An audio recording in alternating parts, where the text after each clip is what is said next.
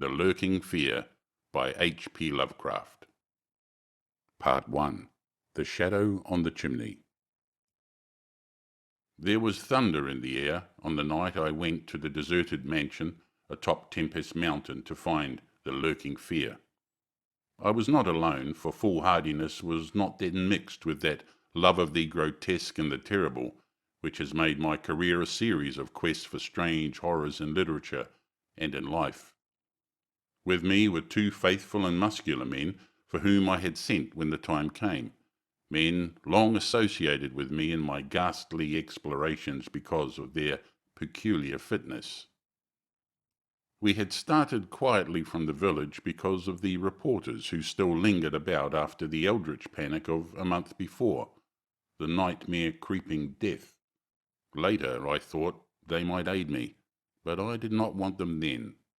Would to God I had let them share the search, that I might not have had to bear the secret alone so long, to bear it alone for fear the world would call me mad, or go mad itself, at the demonic implications of the thing.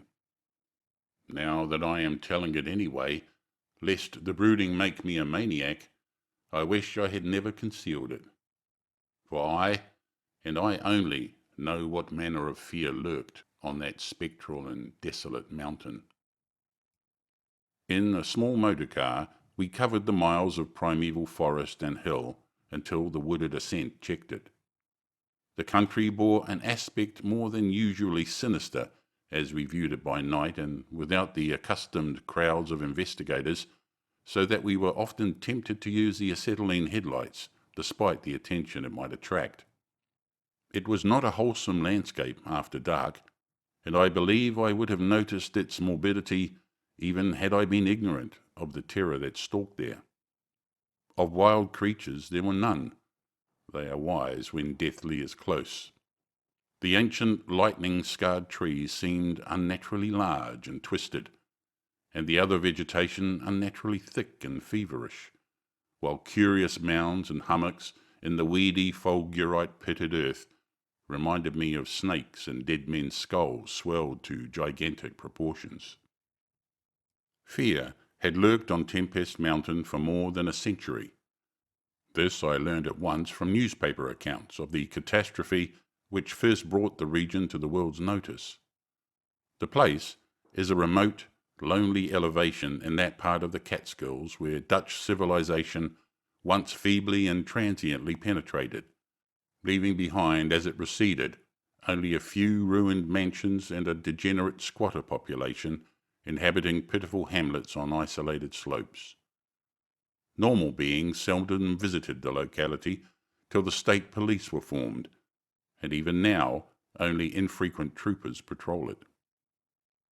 The fear, however, is an old tradition throughout the neighbouring villages, since it is a prime topic in the simple discourse of the poor mongrels who sometimes leave their valleys to trade hand-woven baskets for such primitive necessities as they cannot shoot, raise, or make.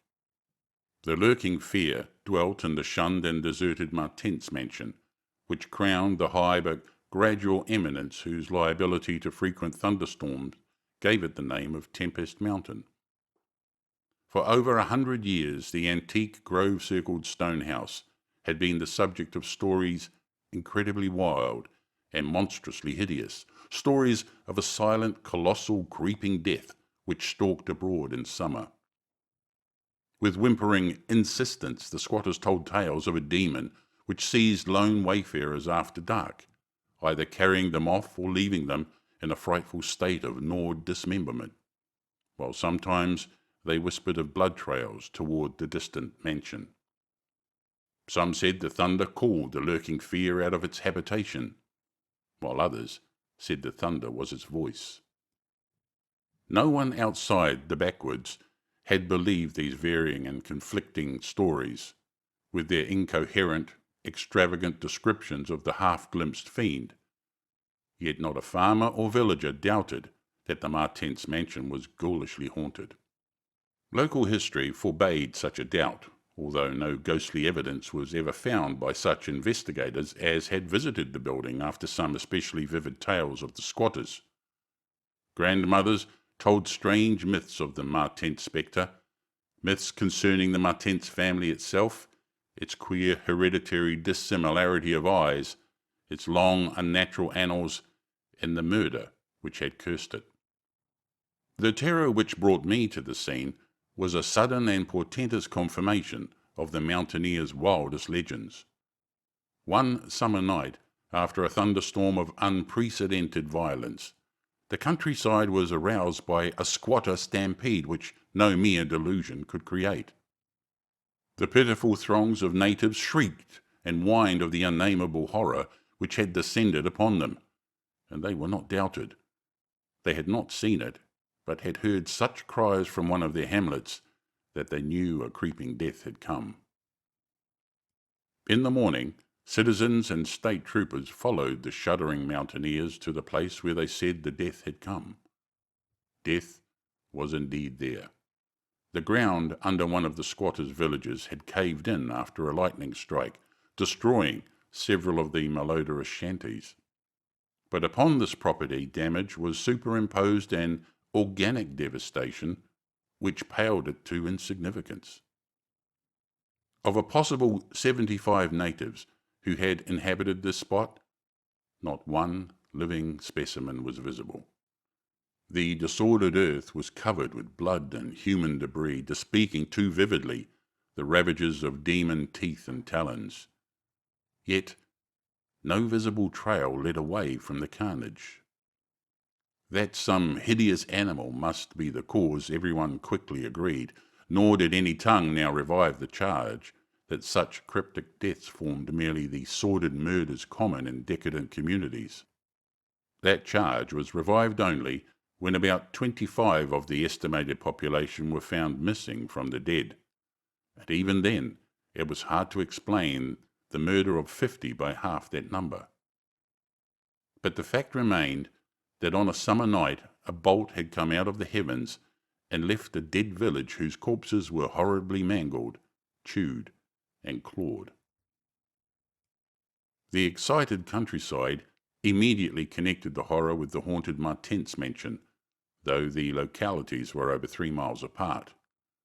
The troopers were more sceptical, including the mansion only casually in their investigations and dropping it altogether when they found it thoroughly deserted.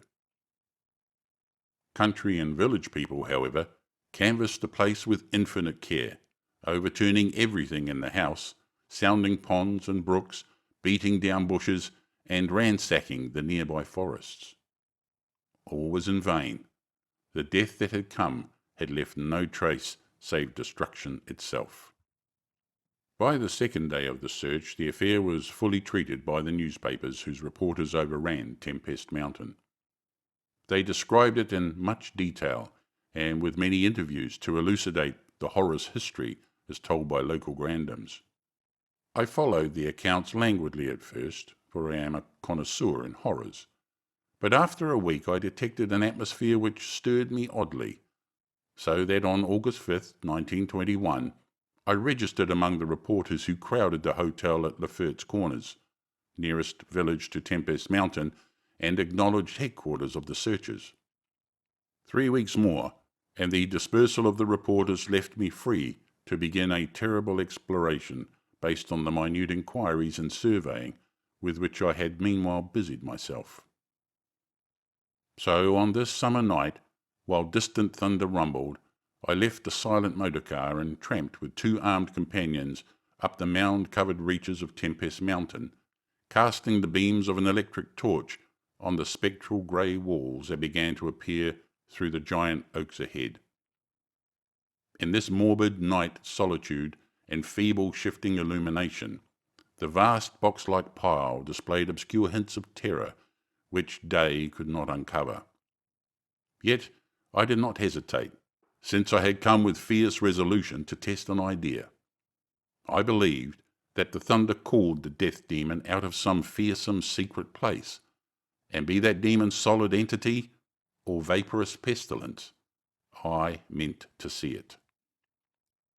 I had thoroughly searched the ruin before, hence knew my plan well, choosing as the seat of my vigil the old room of Jan Martens, whose murder looms so great in the rural legends. I felt subtly that the apartment of this ancient victim was best for my purposes. The chamber, measuring about 20 feet square, contained, like the other rooms, some rubbish which had once been furniture. It lay on the second story, on the southeast corner of the house, and had an immense east window and narrow south window, both devoid of panes or shutters. Opposite the large window was an enormous Dutch fireplace, with scriptural tiles representing the prodigal son, and opposite the narrow window was a spacious bed built into the wall. As the tree-muffled thunder grew louder, I arranged my plan's details. First, I fastened side by side on the ledge of the large window 3 rope ladders, which I had brought with me. I knew they reached a suitable spot on the grass outside, for I had tested them. Then the 3 of us dragged from another room a wide 4-poster bedstead, crowding it laterally against the window. Having strewn it with fir boughs, all now rested on it with drawn automatics, 2 relaxing while the 3rd watched. From whatever direction the demon might come, our potential escape was provided. If it came from within the house, we had the window ladders. If from outside, the door and the stairs. We did not think, judging from precedent, that it would pursue us far, even at worst. I watched from midnight to 1 o'clock, when, in spite of the sinister house, the unprotected window, and the approaching thunder and lightning, I felt singularly drowsy. I was between my 2 companions, George Bennet being toward the window and William Toby toward the fireplace. Bennet was asleep, having apparently felt the same anomalous drowsiness which affected me, so I designated Toby for the next watch, although even he was nodding. It is curious how intently I had been watching that fireplace. The increasing thunder must have affected my dreams, for in the brief time I slept, there came to me apocalyptic visions. Once I partly awaked, probably because the sleeper toward the window had restlessly flung an arm across my chest.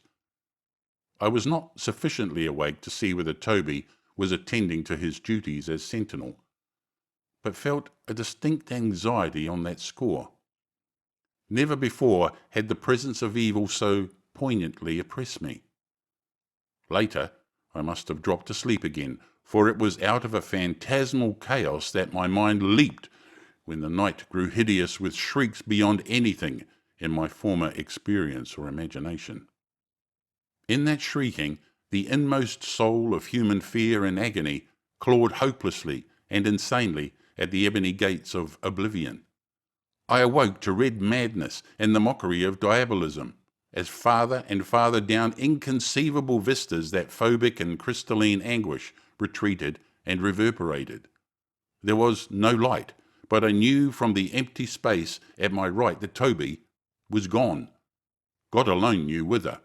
Across my chest still lay the heavy arm of the sleeper at my left. Then came the devastating stroke of lightning which shook the whole mountain, lit the darkest crypts of the hoary grove, and splintered the patriarch of the twisted trees. In the demon flash of a monstrous fireball, the sleeper started up suddenly, while the glare from beyond the window threw his shadow vividly upon the chimney above the fireplace, from which my eyes had never strayed. That I am still alive and sane is a marvel I cannot fathom. I cannot fathom it, for the shadow on that chimney was not that of George Bennet or of any other human creature, but a blasphemous abnormality from hell's nethermost craters, a nameless, shapeless abomination which no mind could fully grasp and no pen even partly describe. In another second, I was alone in the accursed mansion, shivering and gibbering. George Bennet and William Toby had left no trace, not even of a struggle. They were never heard of again. Part 2. A Passer in the Storm. For days after that hideous experience in the forest-swathed mansion, I lay nervously exhausted in my hotel room at Lefferts Corners. I do not remember exactly how I managed to reach the motor car, start it, and slip unobserved back to the village, for I retain no distinct impression save of wild-armed titan trees, demoniac mutterings of thunder, and Chironian shadows athwart the low mounds that dotted and streaked the region.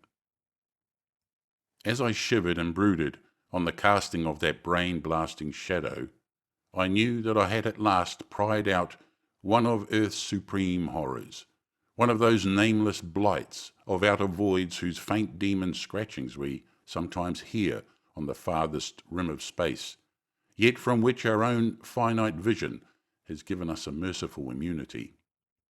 The shadow I had seen, I hardly dared to analyze or identify. Something had lain between me and the window that night, but I shuddered whenever I could not cast off the instinct to classify it. If it had only snarled, or bayed, or laughed titteringly, even that would have relieved the abysmal hideousness. But it was so silent. It had rested a heavy arm or foreleg on my chest. Obviously it was organic, or had once been organic. Jan Martens, whose room I had invaded, was buried in the graveyard near the mansion. I must find Bennett and Toby, if they lived. Why had it picked them and left me for the last? Drowsiness is so stifling, and dreams are so horrible. In a short time I realized that I must tell my story to someone or break down completely. I had already decided not to abandon the quest for the lurking fear, for in my rash ignorance it seemed to me that uncertainty was worse than enlightenment, however terrible the latter might prove to be. Accordingly, I resolved in my mind the best course to pursue, whom to select for my confidences, and how to track down the thing which had obliterated 2 men and cast a nightmare shadow. My chief acquaintances at Lefferts Corners had been the affable reporters, of whom several still remained, to collect final echoes of the tragedy. It was from these that I determined to choose a colleague, and the more I reflected, the more my preference inclined toward one Arthur Munro, a dark, lean man of about 35, whose education, taste, intelligence, and temperament all seemed to mark him as one not bound to conventional ideas and experiences. On an afternoon in early September, Arthur Munro listened to my story. I saw from the beginning that he was both interested and sympathetic, and when I had finished, he analysed and discussed the thing with the greatest shrewdness and judgment.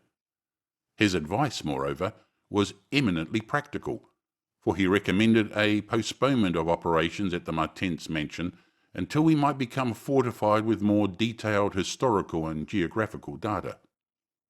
On his initiative, we combed the countryside for information regarding the terrible Martens family and discovered a man who possessed a marvellously illuminating ancestral diary.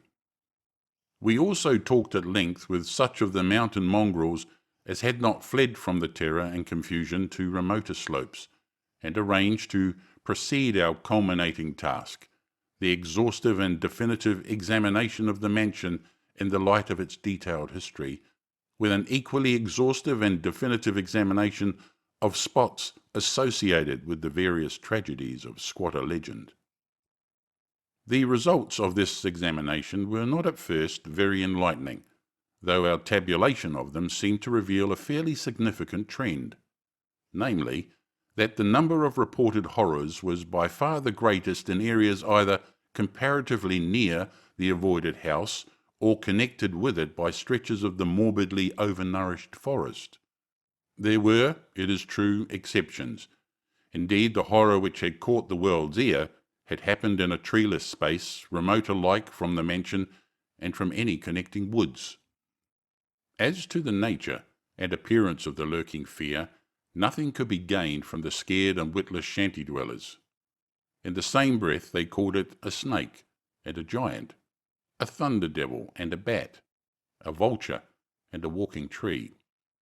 We did, however, deem ourselves justified in assuming that it was a living organism, highly susceptible to electrical storms, and although certain of the stories suggested wings, we believe that its aversion for open spaces made land locomotion a more probable theory. The only thing really incompatible with the latter view was the rapidity with which the creature must have travelled in order to perform all the deeds attributed to it. When we came to know the squatters better, we found them curiously likeable in many ways. Simple animals they were, gently descending the evolutionary scale because of their unfortunate ancestry and stultifying isolation. They feared outsiders, but slowly grew accustomed to us, finally helping vastly when we beat down all the thickets and tore out all the partitions of the mansion in our search for the lurking fear. When we asked them to help us find Bennett and Toby, they were truly distressed, for they wanted to help us, yet knew that these victims had gone as wholly out of the world as their own missing people. That great numbers of them had actually been killed and removed, just as the wild animals had long been exterminated, we were of course thoroughly convinced, and we waited apprehensively for further tragedies to occur. By the middle of October, we were puzzled by our lack of progress. Owing to the clear nights, no demoniac aggressions had taken place, and the completeness of our vain searches of house and country almost drove us to regard the lurking fear as a non-material agency. We feared that the cold weather would come on and halt our explorations, for all agreed that the demon was generally quiet in winter. Thus there was a kind of haste and desperation in our last daylight canvass of the horror-visited hamlet, a hamlet now deserted because of the squatters' fears.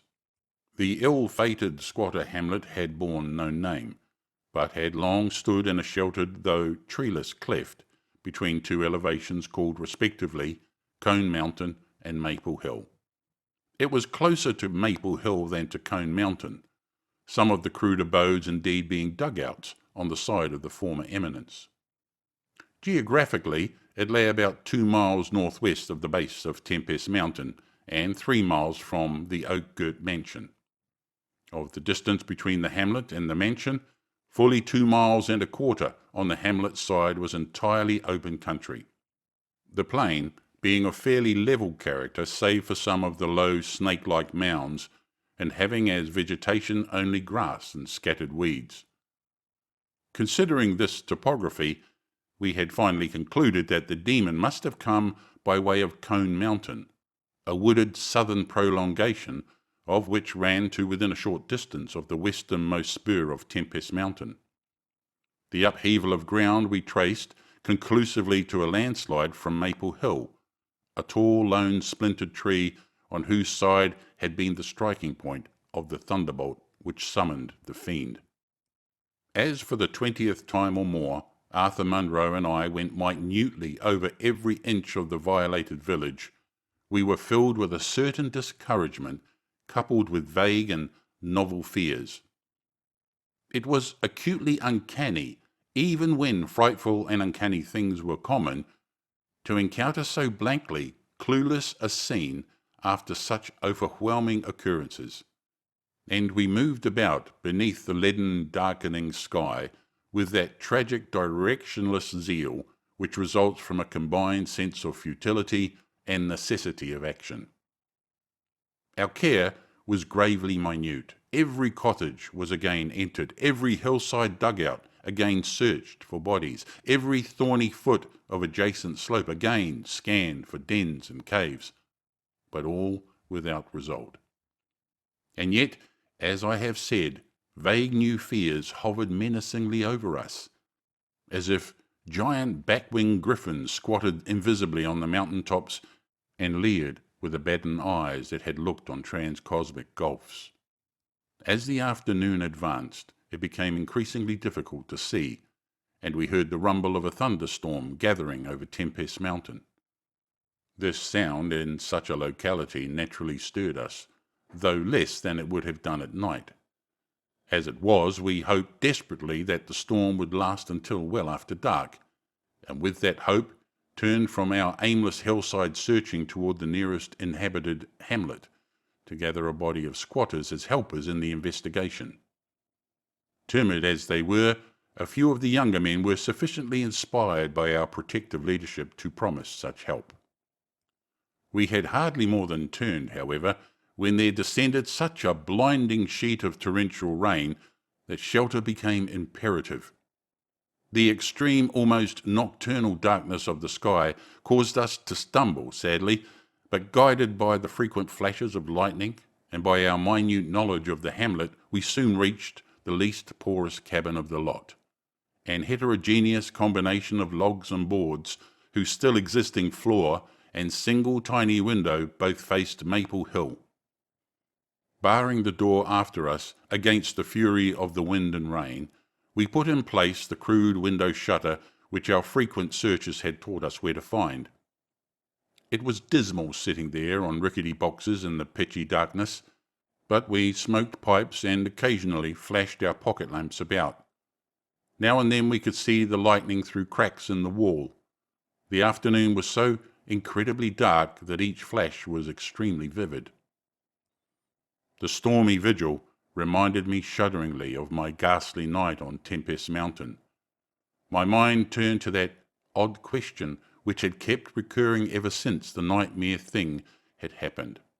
And again I wondered why the demon, approaching the three watchers either from the window or the interior, had begun with the men on each side and left the middleman till the last, when the Titan fireball had scared it away.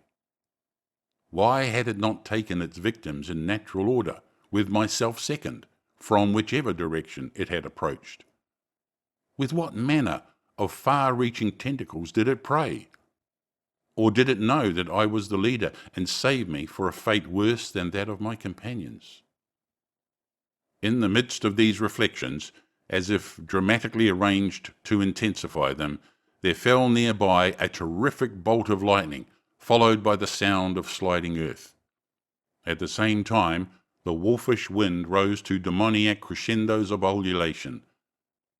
We were sure that the lone tree on Maple Hill had been struck again, and Munro rose from his box and went to the tiny window to ascertain the damage. When he took down the shutter, the wind and rain howled deafeningly in, so that I could not hear what he said, but I waited while he leaned out and tried to fathom nature's pandemonium. Gradually, a calming of the wind and dispersal of the unusual darkness told of the storm's passing.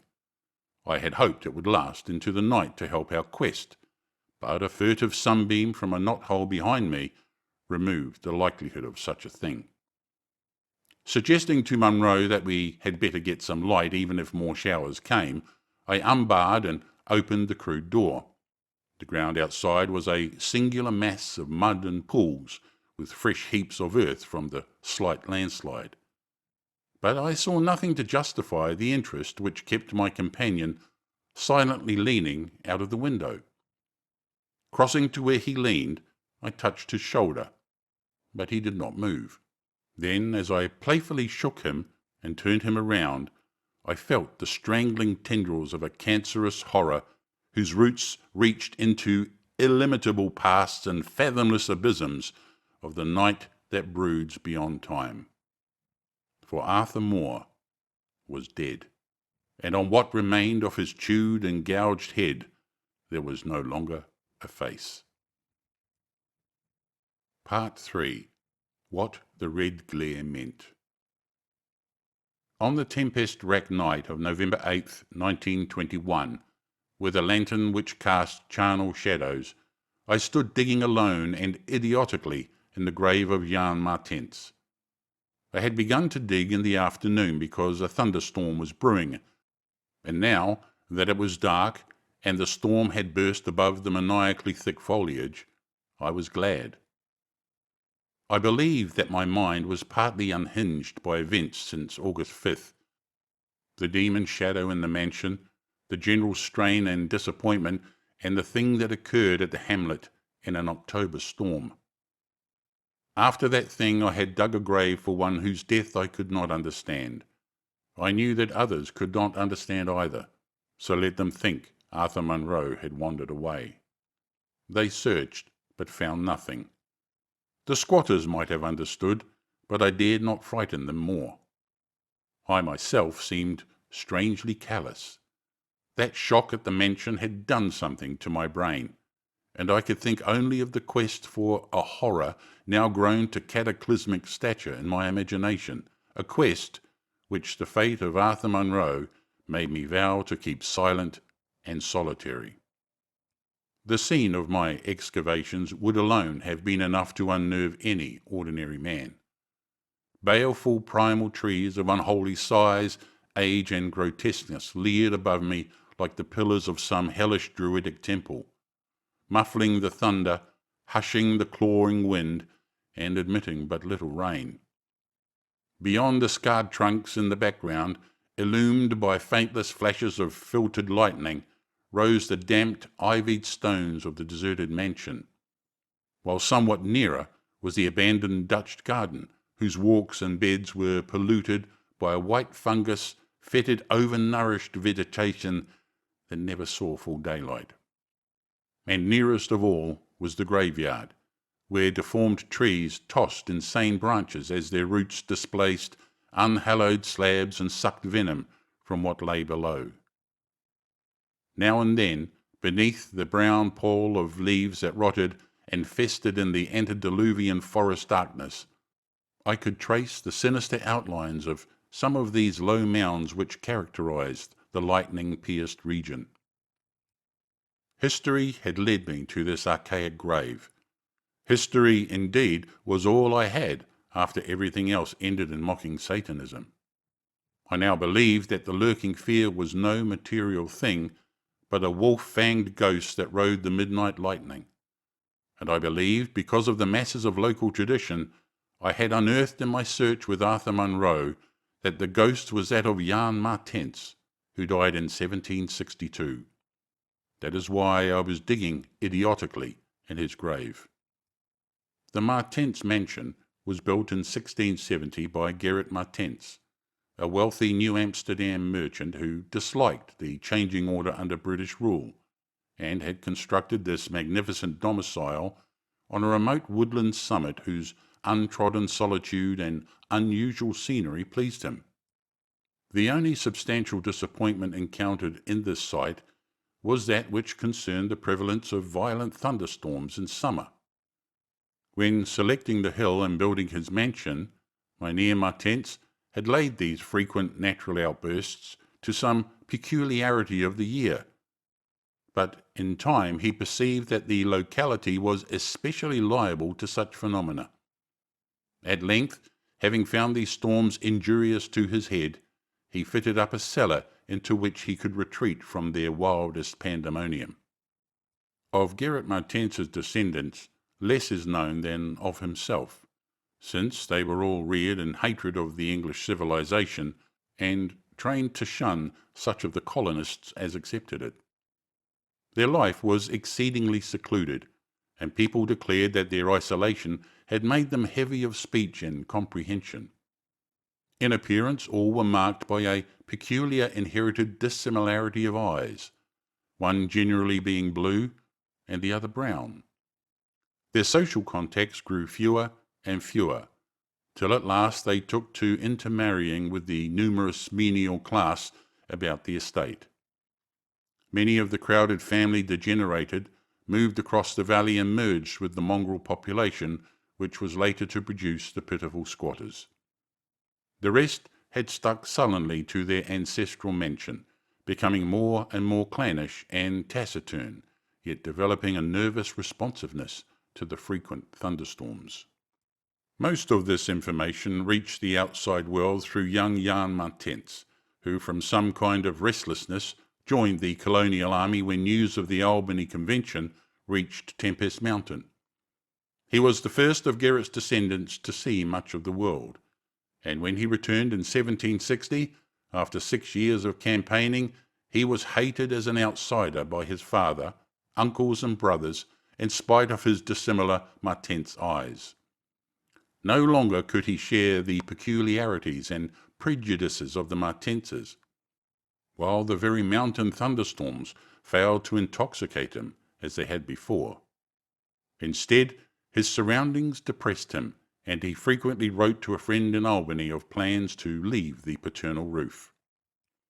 In the spring of 1763, Jonathan Gifford, the Albany friend of Jan Martens, became worried by his correspondent's silence, especially in view of the conditions and quarrels at the Martens mansion. Determined to visit Jan in person, he went into the mountains on horseback. His diary states that he reached Tempest Mountain on September 20th, finding the mansion in great decrepitude. The sullen, odd-eyed Martenses, whose unclean animal aspect shocked him, told him in broken gutturals that Jan was dead.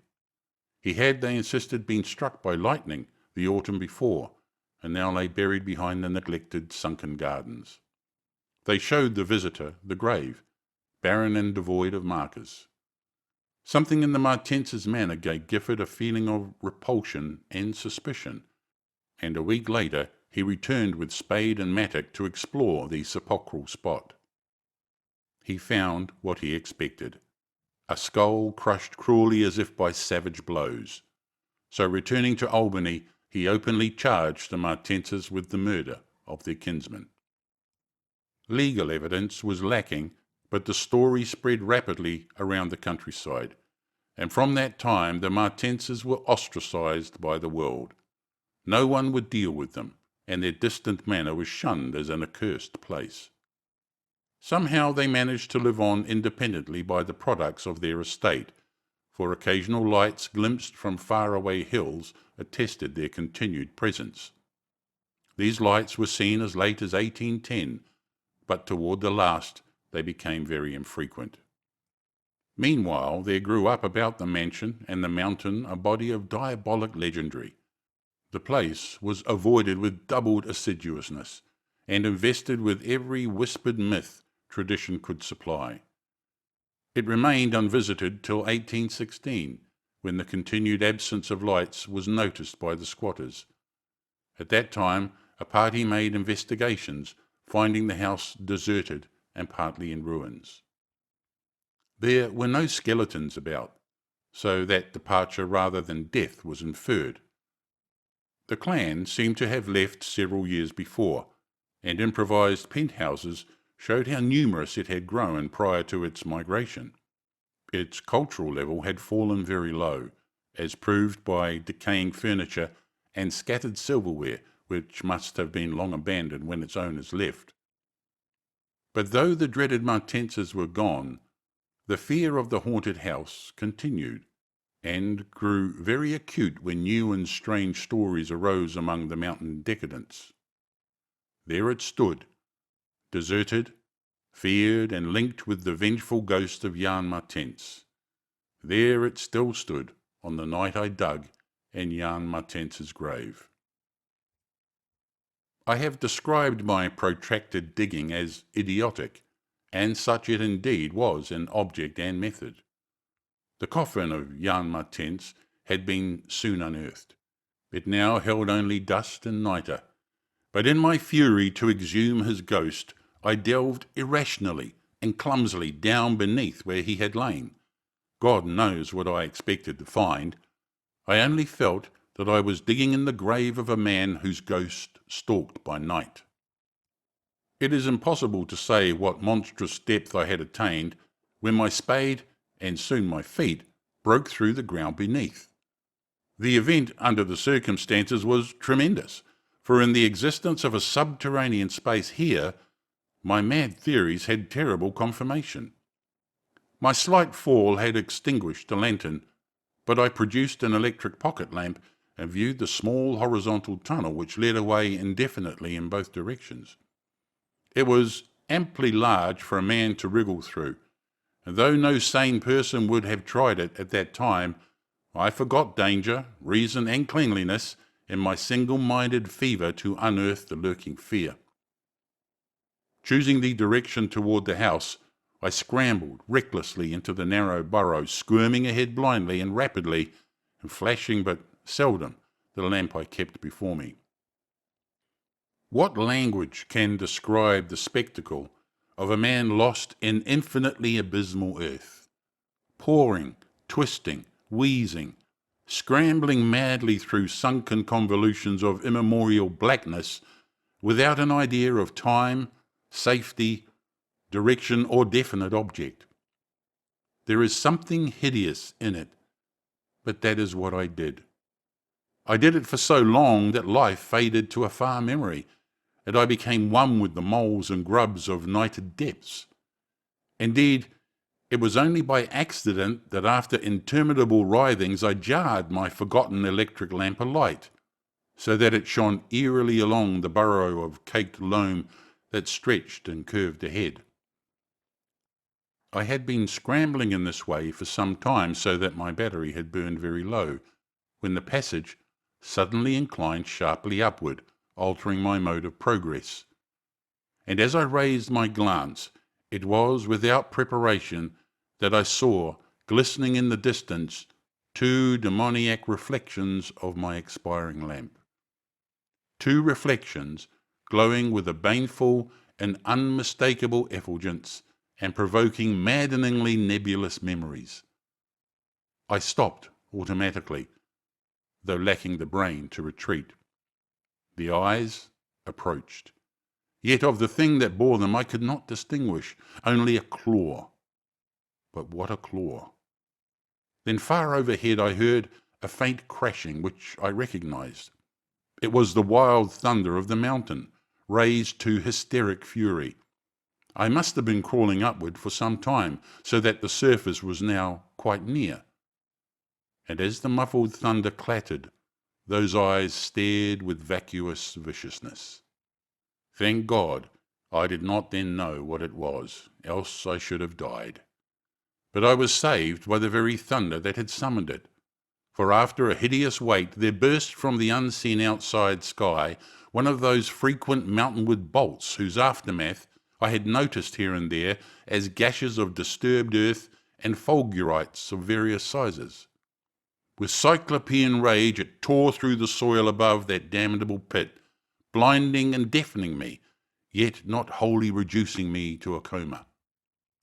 In the chaos of sliding, shifting earth, I clawed and floundered helplessly till the rain on my head steadied me, and I saw that I had come to the surface in a familiar spot, a steep, unforested place on the southwest slope of the mountain.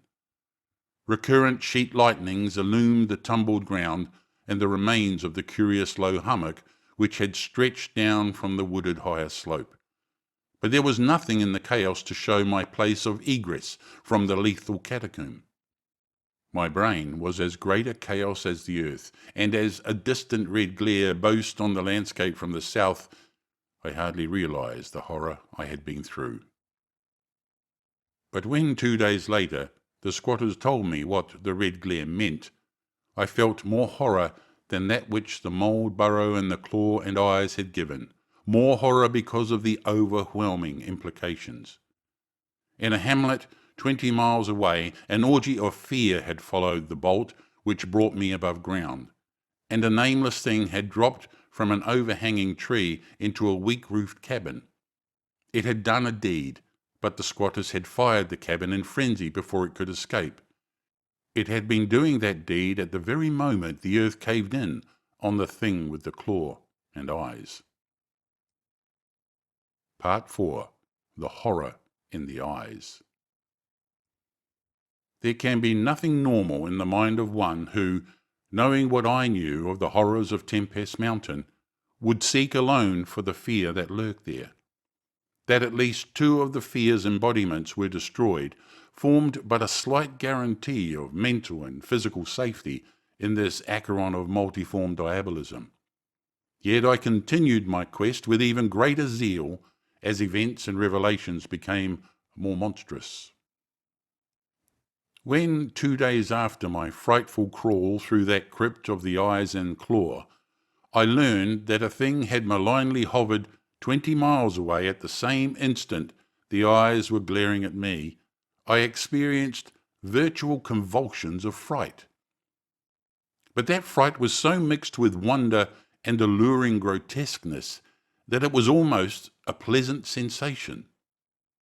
Sometimes in the throes of a nightmare, when unseen powers whirl over the roofs of strange dead cities toward the grinning chasm of knees, it is a relief and even a delight to shriek wildly and throw oneself voluntarily along with the hideous vortex of dream doom down into whatever bottomless gulf may yawn. And so it was with the wakening nightmare of Tempest Mountain.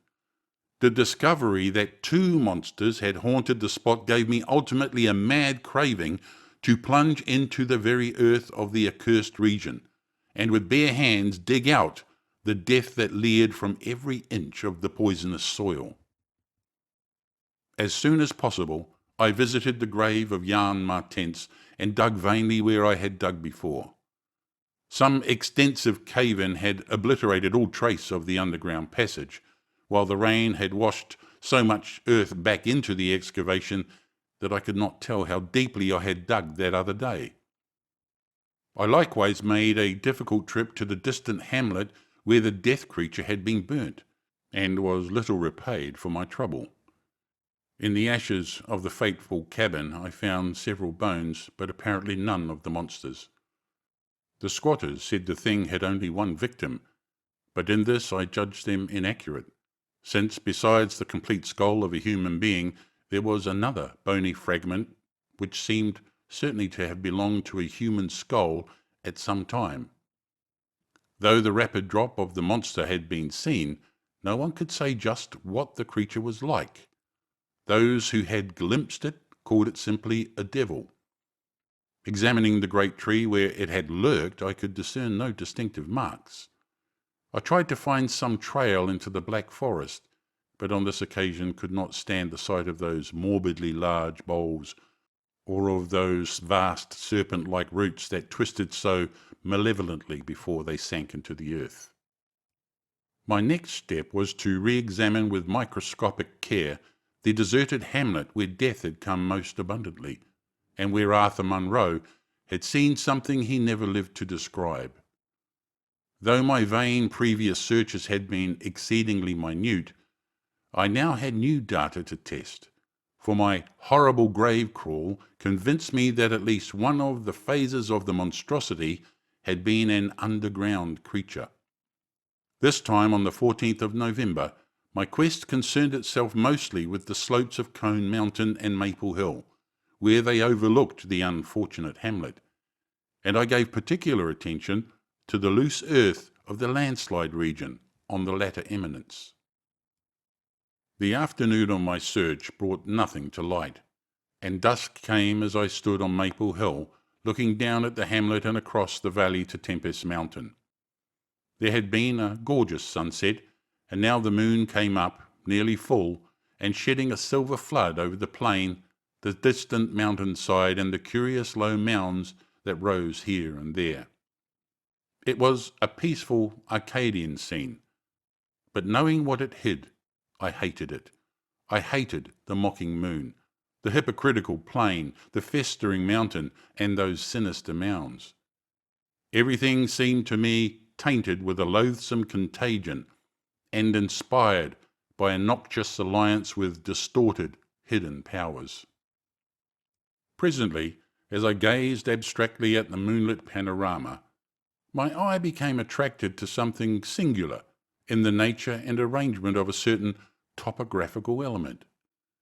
Without having any exact knowledge of geology, I had from the first been interested in the odd mounds and hummocks of the region.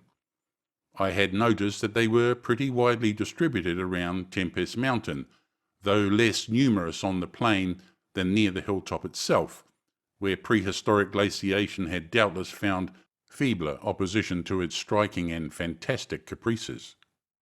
Now, in the light of that low moon which cast long weird shadows, it struck me forcibly that the various points and lines of the mound system had a peculiar relation to the summit of Tempest Mountain. That summit was undeniably a centre from which the lines or rows of points radiated indefinitely and irregularly, as if the unwholesome Martens mansion had thrown out visible tentacles of terror. The idea of such tentacles gave me an unexplained thrill, and I stopped to analyse my reason for believing these mounds glacial phenomena. The more I analysed, the less I believed, and against my newly opened mind there began to beat grotesque and horrible analogies based on superficial aspects and upon my experience beneath the earth. Before I knew it, I was uttering frenzied and disjointed words to myself. My God! Molehills! The damned place must be honeycombed. How many? That night at the mansion, they took Bennett and Toby first, on each side of us. Then I was digging frantically into the mound which had stretched nearest me, digging desperately, shiveringly, but almost jubilantly, digging and at last shrieking aloud with some unplaced emotion as I came upon a tunnel or burrow just like the one through which I had crawled on that other demoniac night. After that I recall running, spade in hand, a hideous run across moonlit, mound-marked meadows and through diseased, precipitous abysses of haunted hillside forest, leaping, screaming, panting, bounding toward the terrible Martens mansion. I recall digging unreasoningly in all parts of the briar-choked cellar, digging to find the core and centre of that malignant universe of mounds. And then I recall how I laughed when I stumbled on the passageway, the hole at the base of the old chimney, where the thick weeds grew and cast queer shadows in the light of the lone candle I had happened to have with me. What still remained down in that hell hive, lurking and waiting for the thunder to arouse it, I did not know. 2 had been killed, perhaps that had finished it. But still there remained that burning determination to reach the innermost secret of the fear, which I had once more come to deem definite, material, and organic. My indecisive speculation whether to explore the passage alone and immediately with my pocket light, or to try to assemble a band of squatters for the quest was interrupted after a time by a sudden rush of wind from the outside which blew out the candle and left me in stark blackness. The moon no longer shone through the chinks and apertures above me, and with a sense of fateful alarm I heard the sinister and significant rumble of approaching thunder. A confusion of associated ideas possessed my brain, leading me to grope back toward the farthest corner of the cellar. My eyes, however, never turned away from the horrible opening at the base of the chimney, and I began to get glimpses of the crumbling bricks and unhealthy weeds as faint glows of lightning penetrated the woods outside and illumined the chinks in the upper wall. Every second I was consumed with a mixture of fear and curiosity. What would the storm call forth? Or was there anything left for it to call? Guided by a lightning flash, I settled myself down behind a dense clump of vegetation, through which I could see the opening without being seen.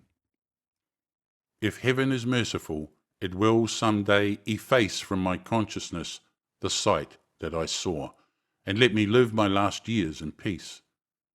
I cannot sleep at night now and have to take opiates when it thunders. The thing that came abruptly and unannounced, a demon, rat-like, scurrying from pits remote and unimaginable, a hellish panting and stifled grunting, and then from that opening beneath the chimney, a burst of multitudinous and leprous life, a loathsome night-spawned flood of organic corruption more devastatingly hideous than the blackest conjurations of mortal madness and morbidity. Seething, stewing, surging, bubbling like serpent slime, it rolled up and out of that yawning hole, spreading like a septic contagion, and streaming from the cellar at every point of egress, streaming out to scatter through the accursed midnight forests and strew fear, madness, and death. God knows how many there were. There must have been thousands. To see the stream of them in faint, intermittent lightning was shocking. When they had thinned out enough to be glimpsed as separate organisms, I saw that they were dwarfed, deformed, hairy devils or apes, monstrous and diabolic caricatures of the monkey tribe. They were so hideously silent. There was hardly a squeal when one of the last stragglers turned with the skill of long practice to make a meal in accustomed fashion on a weaker companion. Others snapped up what it left and ate with slavering relish. Then, in spite of my days of fright and disgust, my morbid curiosity triumphed, and as the last of the monstrosities oozed up alone from that netherworld of unknown nightmare, I drew my automatic pistol and shot it under cover of the thunder. Shrieking, slithering torrential shadows of red viscous madness, chasing one another through endless, ensanguined corridors of purple fulgurous sky, formless phantasms and kaleidoscopic mutations of a ghoulish remembered scene, forests of monstrous, overnourished oaks with serpent roots twisting and sucking unnameable juices from an earth verminous with millions of cannibal devils, mound-like tentacles groping from underground nuclei of polypus perversion, insane lightning over malignant ivied walls and demon arcades choked with fungus vegetation. Heaven be thanked for the instinct which led me unconscious to places where men dwell, to the peaceful village that slept under the calm stars of clearing skies. I had recovered enough in a week to send to Albany for a gang of men to blow up the Martens mansion and the entire top of Tempest Mountain with dynamite, stop up all the discoverable mound burrows, and destroy certain overnourished trees whose very existence seemed an insult to sanity. I could sleep a little after they had done this, but true rest will never come as long as I remember that nameless secret of the lurking fear. The thing will haunt me, for who can say the extermination is complete and that analogous phenomena do not exist all over the world? Who can, with my knowledge, think of the earth's unknown caverns without a nightmare dread of future possibilities? I cannot see a well or a subway entrance without shuddering. Why cannot the doctors give me something to make me sleep, or truly calm my brain when it thunders? What I saw in the glow of my flashlight after I shot the unspeakable straggling object was so simple that almost a minute elapsed before I understood, and went delirious. The object was nauseous, a filthy, whitish gorilla thing with sharp yellow fangs and matted fur. It was the ultimate product of mammalian degeneration, the frightful outcome of isolated spawning, multiplication, and cannibal nutrition above and below the ground. The embodiment of all the snarling chaos and grinning fear that lurk behind life. It had looked at me as it died, and its eyes had the same odd quality that marked those other eyes which had stared at me underground and excited cloudy recollections. One eye was blue, the other brown. They were the dissimilar Martens eyes of the old legends, and I knew, in one unending cataclysm of voiceless horror, what had become of that vanished family, the terrible and thunder-crazed house of Martens.